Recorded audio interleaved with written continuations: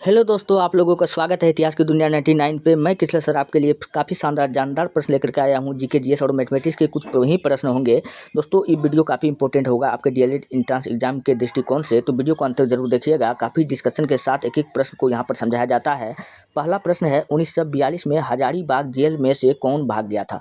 कितना बार हम बताते रहते हैं कि हजारीबाग जेल तोड़ करके कौन भागा था, तो बात हो रहा है 1942 की, यानी कि भारत छोड़ो आंदोलन।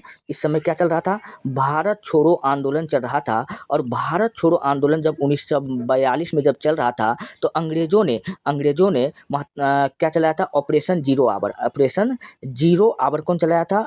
अंग्रेज चलाया था। और इसके तहत कई सारे नेताओं को पकड़कर जेल में डाल दिया गया था। तो यही क्वेश्चन पूछ लिया जाता है कि किसको कहाँ पर रखा गया था। इस बार पूछा है कि जयप्रकाश नारायण को कहाँ रखा था, तो हजारीबाग जेल में रखा था, लेकिन ये जेल तोड़ करके भाग गया था। और पूछ लिया जाता है कि राजेंद्र प्रसाद को कहाँ रखा था। बता दो राजेंद्र प्रसाद को कहाँ रखा था। तो राजेंद्र प्रसाद को भैया कहाँ रख दिया गया था? बिहार के बांकीपुर जेल में रख दिया गया था। कहाँ रख दिया गया था? बिहार के बांकीपुर जेल में। अच्छा, महात्मा गांधी को कहाँ रख दिया गया था? तो महात्मा गांधी सरोजिनी नायडू।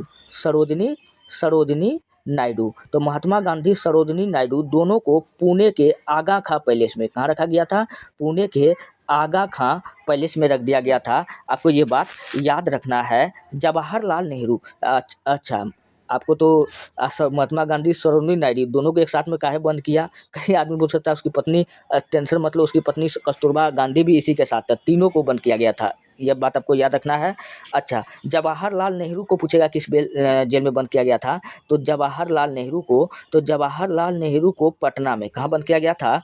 पटना के बांकीपुर जेल में। कहाँ हाँ, जवाहरलाल नेहरू को कहाँ किया था? पटना के नहीं, अल्मोड़ा जेल में। जवाहरलाल नेहरू को कहाँ बंद किया था? अल्मोड़ा जेल में। चलिए बड़े हम लोग नेक्स्ट प्रश्न की ओर। अगला प्रश्न है, विश्व का सबसे बड़ा पशु मेला कौन सा है? तो विश्व का सबसे बड़ा पशु मेला अपना बिहार सोनपुर मेला। ऑप्शन नंबर 3 क्या हो जाएगा? इधर राइट आंसर हो जाएगा।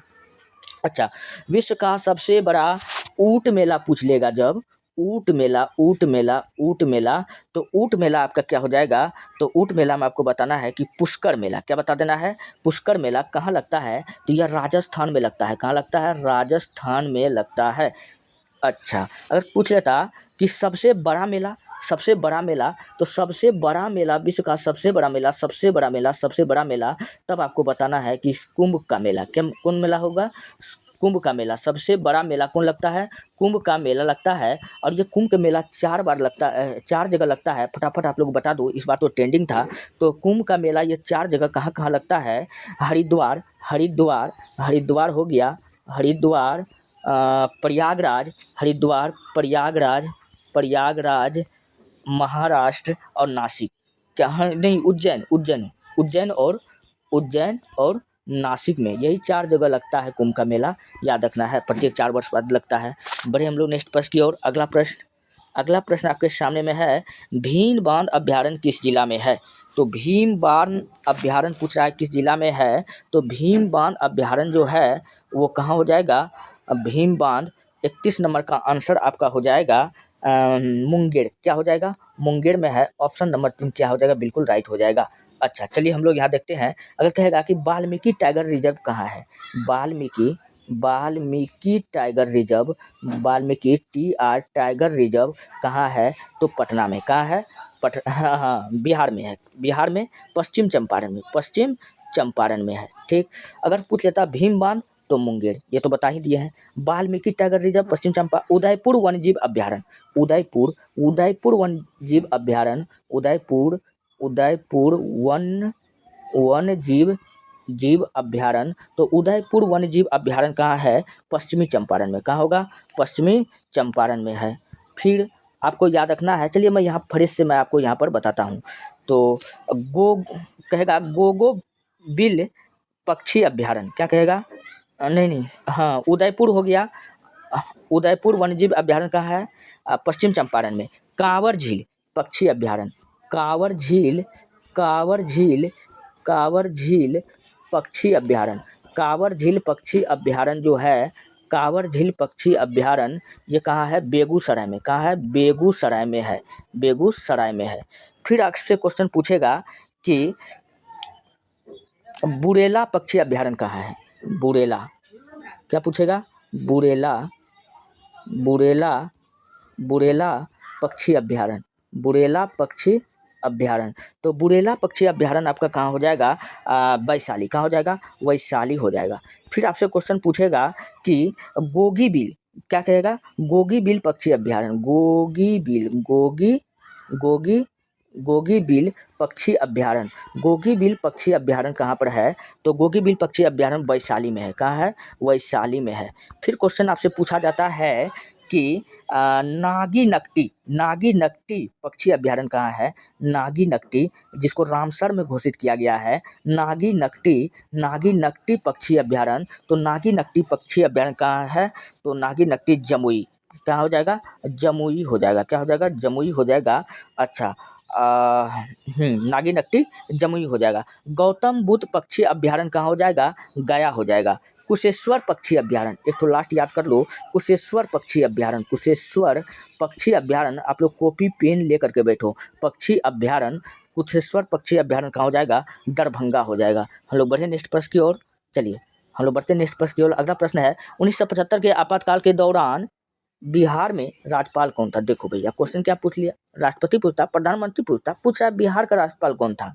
तो यही तो है क्वेश्चन का ट्रेंडिंग। तो बिहार का राज्यपाल जो था भैया उस समय कौन था?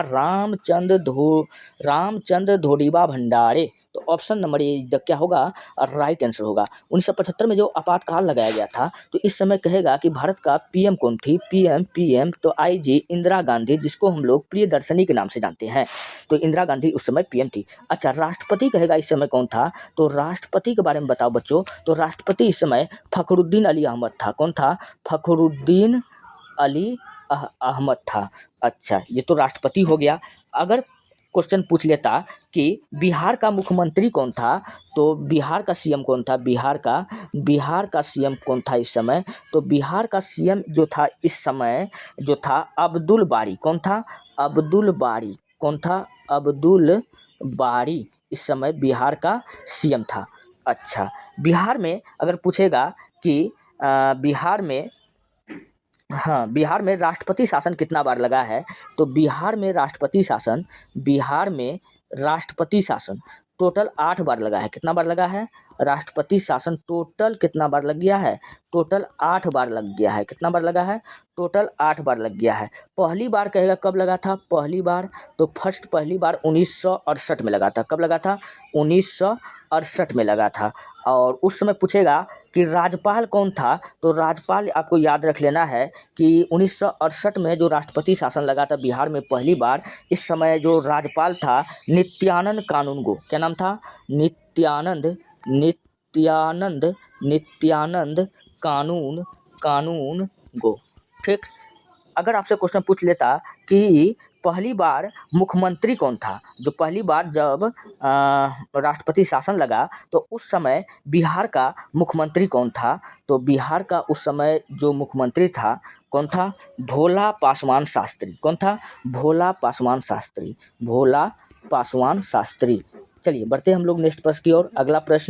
अगला प्रश्न है बिहार का सबसे अधिक जनसंख्या घनत्व जिला कौन सा है? तो बिहार का सबसे अधिक जनसंख्या घनत्व जिला पूछ रहा कौन सा है? तो बिहार का सबसे अधिक जनसंख्या घनत्व वाला जिला क्या हो जाएगा? शिवहर हो जाएगा। क्या हो जाएगा? शिवहर हो जाएगा। इस प्रश्न का ऑप्शन नंबर 2 क्या हो जाएगा? बिल्कुल राइट हो जाएगा। अच्छा, बिहार में सर्वाधिक जनसंख्या घनत्व पूछेगा किसका है? तो भारत में पूछेगा कि सर्वाधिक जनसंख्या घनत्व किसका है। अगर भारत का पूछता कि भारत में सर्वाधिक जनसंख्या घनत्व किसका है, तब आंसर आता बिहार। लेकिन यहाँ क्या पूछ रहा है? बिहार का सबसे अधिक जनसंख्या घनत्व वाला जिला, तो क्या बताएंगे? तब आपको शिवहर बताना है। क्या बताना है? शिवहर बताना है। अच्छा, अगर पूछता भारत में सर्वाधिक जनसंख्या घनत्व किसका है? बिहार का है। बिहार का कितना है?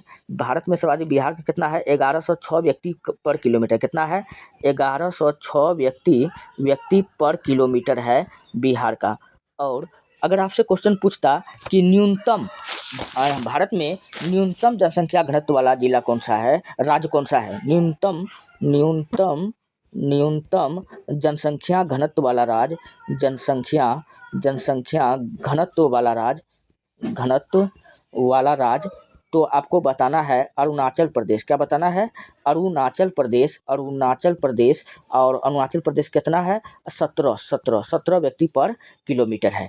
अच्छा, यही पूछ लेता कि सबसे अधिक भारत में सर्वाधिक केंद्र शासित प्रदेश सबसे अधिक क्या, हाँ, भारत में सर्वाधिक जनसंख्या घनत्व में आगे केंद्र शासित प्रदेश कौन है? तो भारत में सर्वाधिक जनसंख्या घनत्व किस केंद्र शासित प्रदेश का है?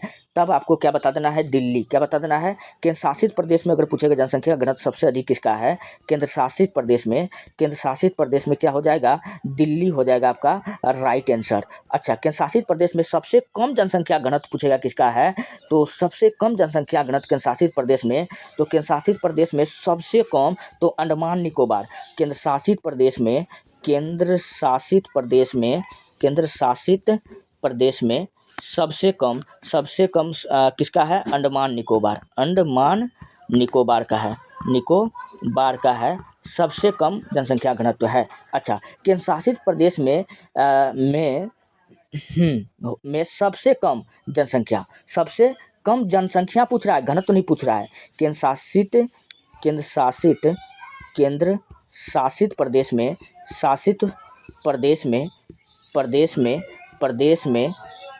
प्रदेश में सबसे कम जनसंख्या, सबसे घनत्व नहीं पूछ रहा है, सबसे कम जनसंख्या पूछ रहा है। सबसे कम जनसंख्या, तो केंद्र शासित प्रदेश में सबसे कम जो जनसंख्या है वो लक्षद्वीप का है। किसका है? लक्षद्वीप का है। आपको ये बात याद रखना है।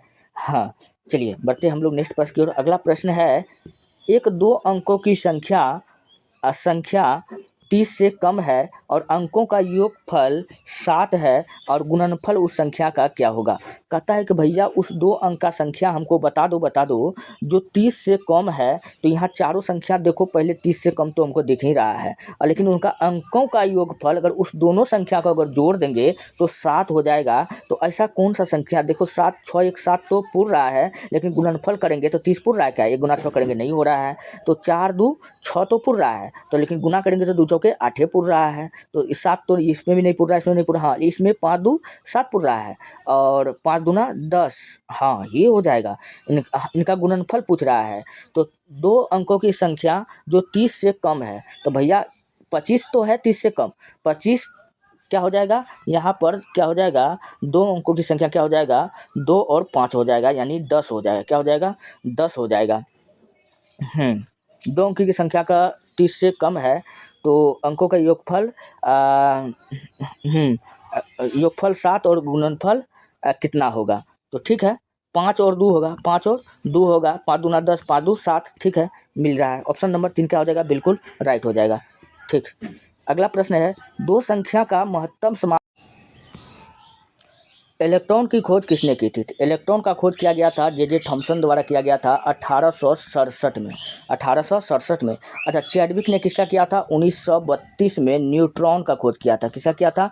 न्यूट्रॉन का खोज किया था। चलिए बढ़ते हैं नेक्स्ट प्रश्न की ओर।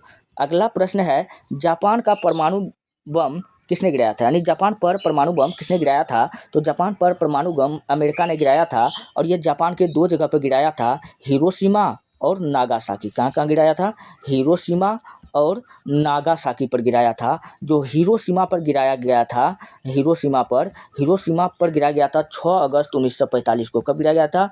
6 अगस्त 1945 को। जस्ट इसके 3 दिन बाद 9 अगस्त 1945 को जापान के नागासाकी शहर पर भी गिराया गया था। Option number 4। बढ़ते हैं नेक्स्ट प्रश्न। अगला प्रश्न आपके सामने में है, न्यूनतम लिंगानुपात वाला राज्य कौन सा है? अब बिहार में अच्छा, न्यूनतम लिंगानुपात वाला राज्य कौन सा है?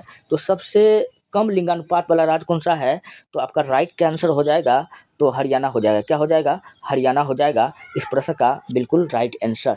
तो चलिए हम लोग देखते हैं, सॉल्व करते हैं। और भी बात मैं आपको बताता हूँ।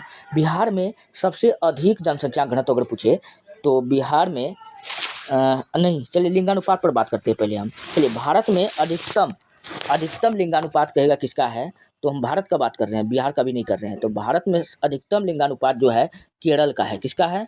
केरल का है। 1 नंबर पर केरल बैठा हुआ है। केरल में 1084 पुरुष पर 1084 पुरुष पर 1000 महिला है। कितना महिला है? 1000 महिला है।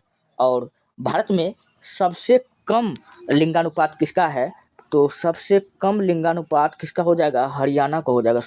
बोले हरियाणा लगा दिया उत्तर प्रदेश में, तो बोले दोस्तों कुछ लेकिन लग गया कुछ। सही कर लीजिएगा, ऑप्शन नंबर 3 क्या हो जाएगा? बिल्कुल राइट हो जाएगा। तो हरियाणा का है, सबसे कम किसका हो जाएगा? हरियाणा का। और हरियाणा का कितना होगा? तो हरियाणा का है 879 हाँ 879 महिला पर 1000 पुरुष। कितना है? 1000 पुरुष है। फिर उसके बाद में आपको याद रख लेना है कि केंद्र शासित प्रदेश में अगर सबसे अधिक लिंगानुपात वाला केंद्र शासित प्रदेश पूछे तो लक्षद्वीप। तो केंद्र शासित प्रदेश में सबसे अधिक लिंगानुपात किसका है? केंद्र शासित प्रदेश में तब आपको क्या बताना है? लक्षद्वीप। क्या बताना है? लक्षद्वीप बताना है। अच्छा, ये तो हुआ केंद्र शासित प्रदेश। अगर पूछेगा कि न्यूनतम लिंगानुपात केंद्र शासित प्रदेश में किसका है? तो दमनद्वीप। तो न्यूनतम लिंगानुपात कौन है? दमनद्वीप। हम लोग बढ़े नेक्स्ट प्रश्न की ओर। अगला प्रश्न आपके सामने, दमनद्वीप पे कितना है? 618 महिला पर 1000 पुरुष है। चलिए बढ़ते हैं हम लोग नेक्स्ट प्रश्न की ओर। अगला प्रश्न है, बाल गंगाधर तिलक का जन्म कब हुआ था? तो बाल गंगाधर तिलक का जन्म 23 जुलाई 1856 को हुआ था। कब हुआ था? 23 जुलाई 1856। इसका किताब का नाम याद रख लीजिएगा, गीता रहस्य नामक पुस्तक कहेगा किसका है? तो बाल गंगाधर तिलक का है। इसका पत्रिका याद रख लीजिएगा, पत्रिका में आपको याद रख लेना है मराठा। क्या रख लेना है? मराठी और केसरी। जो मराठी था, ये पूछेगा किस भाषा में छपता था? तो मराठी जो था भैया यह इंग्लिश भाषा में छपता था। किस भाषा में छपता था? इंग्लिश भाषा में। जो केसरी था यह मराठी भाषा में छपता था। उल्टा पुल्टा था, आप लोग ये बात याद रखना है। चलिए बढ़ते हैं नेक्स्ट प्रश्न की ओर। अगला प्रश्न आपके सामने में है, तृतीय बौद्ध संगीति की अध्यक्षता किसने की थी? तो अध्यक्षता पूछ रहा है किसने किया था। तो पहले जान लेते हैं कि 3 गो बौद्ध संगीति हुआ था, वो कहाँ हुआ था। अगर स्थान पूछता, बौद्ध संगीति का स्थान पूछता तो ट्रिक में आपको याद रखना। मैं आपको ट्रिक बताता हूँ। ट्रिक आप लोग यहाँ देखिए। ट्रिक में आपको याद रख लेना, स्थान पूछता कि टोटल बौद्ध संगीति 4 को आपको कैसे याद रखना है, चारों बौद्ध संगीति को। तो एक ट्रिक याद रखना, रावे पाकू। क्या रख लेना है? रावे पाकू। तो पहला बौद्ध संगीति जो हुआ था राजगृह में होगा। पहला बौद्ध संगीति कहाँ होगा? राजगृह में होगा। वैसे वैशाली में। दूसरा बौद्ध संगीति कहाँ होगा? सेकेंड कहाँ हो जाएगा? वैशाली में हो जाएगा। पासे पाटली। थर्ड बौद्ध संगीति कहाँ हो जाएगा? पाटलिपुत्र में हो जाएगा। और चौथा बौद्ध संगीति जो हो जाएगा उसे कुंडलवन में हो जाएगा। कहाँ हो जाएगा? कुंडलवन में हो जाएगा। अच्छा, राजा पूछेगा कि इस समय राजा क्या था। तो राजा का ट्रिक मैं आपको बताता हूँ। राजा याद रख लेना, अका। क्या रखना है? अका। तो अ से अजातशत्रु। राजगृह में जो हुआ था राजा कौन था? अजातशत्रु राजा था। ठीक, अजातशत्रु क्या था? राजा था। अच्छा, वैशाली में जो हुआ था, वैशाली में दूसरा बौद्ध संगीति, सेकेंड बौद्ध संगीति यहाँ आप देख सकते हो। तो उस समय पूछेगा राजा कौन था? का से काला अशोक। कौन था? वैशाली वाला में कौन था? काला अशोक था। ठीक, अ से अशोक। तीसरा बौद्ध संगीति जो पाटलिपुत्र में हुआ था, इस समय राजा कौन था? अशोक था। और चौथा जो हुआ था कुंडलवन में, इस समय राजा कौन था? कनिष्क था। कौन था? कनिष्क था। इसको दूसरा अशोक भी कहते हैं। अच्छा, लेकिन अध्यक्ष पूछ रहा है तो अध्यक्ष का भी ट्रिक है, मसा मोव। क्या याद रखना है? मसा मोव। तो पहला में था मोगलीपुत्र तिस। पहला बौद्ध संगीति जो राजगीर में हुआ अजातशत्रु के समय, उसका जो अध्यक्ष था कौन था? मोगलीपुत्र तिस। दूसरा बौद्ध संगीति जो वैशाली में हुआ काला अशोक के समय, सा से म से हो गया, सा से साबक मीर। तीसरा बौद्ध संगीति जो अशोक के समय में हुआ, मो से याद रख लेना है मोगलीपुत्र। क्या याद रख लेना है? मोगलीपुत्र। तो मसा मोव। तो ऑप्शन नंबर 2 क्या हो जाएगा? बिल्कुल राइट होगा। तो ऑप्शन नंबर 2 मसा मोव आपको याद रखना है। चलिए, स्थान सब जगह का ट्रिक मैंने आपको बता दिया। राष्ट्रपति पर महाभियोग प्रक्रिया किस अनुच्छेद में है? तो राष्ट्रपति पर महाभियोग की प्रक्रिया किस अनुच्छेद में है? हमको पता है कि राष्ट्रपति पर महाभियोग आर्टिकल 61 के तहत लगाया जाता है। और अनुच्छेद 52 राष्ट्रपति के पद के बारे में बताता है। किसके बारे में बताता है? पद के बारे में बताता है। अगर राज्यपाल का पद पूछे कि राज्यपाल का पद बता दो, तो राज्यपाल का पद कितना अनुच्छेद में है? 153 में है। किसमें है? 153 में है। अच्छा, राज्यसभा का पद पूछे, राज्यसभा के बारे में, राज्यसभा का उल्लेख किसमें है, किस अनुच्छेद में है? तो राज्यसभा भी आपका हो जाएगा आर्टिकल 80 में हो जाएगा। लोकसभा पूछेगा किसमें है, तो लोकसभा हो जाएगा आर्टिकल 79 में हो जाएगा। लोकसभा लोकसभा लोकसभा आपका हो जाएगा आर्टिकल 79 में हो जाएगा। चलिए, ये रहा आज के प्रश्न। अगर आपको वीडियो अच्छा लगता है, हेल्पफुल लगता है, तब आप हमारे चैनल को सब्सक्राइब कीजिए और वीडियो को लाइक कीजिए, जितना हो सके अपने दोस्तों में शेयर कीजिए। मिलते हैं नेक्स्ट वीडियो में, धन्यवाद। और रोज क्लास का PDF आपका टेलीग्राम चैनल ITIHASKI दुनिया 99 पर अपलोड हो जाता है, वहाँ से आप ले सकते हैं।